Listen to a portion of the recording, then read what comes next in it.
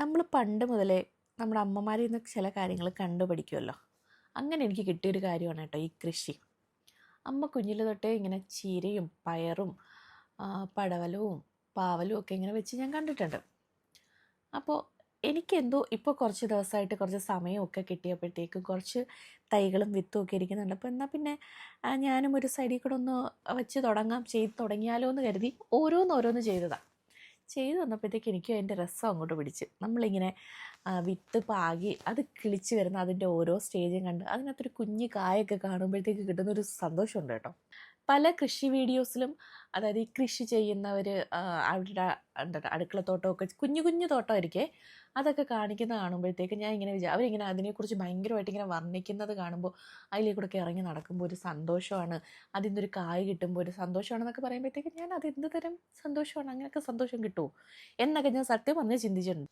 എന്നാൽ ഞാൻ ആ ഒരു സമയത്തിലൂടെ ഞാനിപ്പോൾ ജീവിച്ചുകൊണ്ടിരിക്കുകയാണ്. കാരണം ഞാൻ നട്ടൊരു ചെടിയിൽ നിന്ന് ഒരു പൂവ് വരുന്നതും അത് ഓരോ ദിവസവും ഡെയിലി എനിക്കൊരു ടൈമുണ്ട്.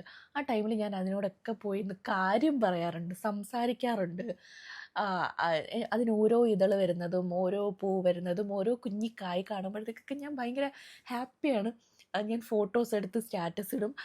വരുന്നവർക്കൊക്കെ കാണിച്ചു, ഇത് കണ്ടോ എൻ്റെ അടുക്കളത്തോട്ടമാണ്, ഞാൻ വെച്ചതാണ്, അതിനൊക്കെ പൂ വന്നു കായ് വന്നു എന്നൊക്കെ ഞാൻ അവരെ ഇങ്ങനെ കാണിക്കുമ്പോൾ എനിക്ക് കിട്ടുന്നൊരു സന്തോഷമുണ്ട്. ഈ സന്തോഷമാണ് പല വീഡിയോസിലും പലരും പറഞ്ഞ് ഞാൻ കണ്ടിട്ടുള്ളതെന്ന് എനിക്കിപ്പോൾ ഞാനത് മനസ്സിലാക്കുന്നുണ്ട്. ഒരിക്കൽ വീട്ടിലമ്മ പയറ് നട്ട് ഒരു പയർ പന്തൽ പോലെ വളർന്നു വന്നു. ഒരുപാട് വിളവെടുത്തു ഞങ്ങൾ.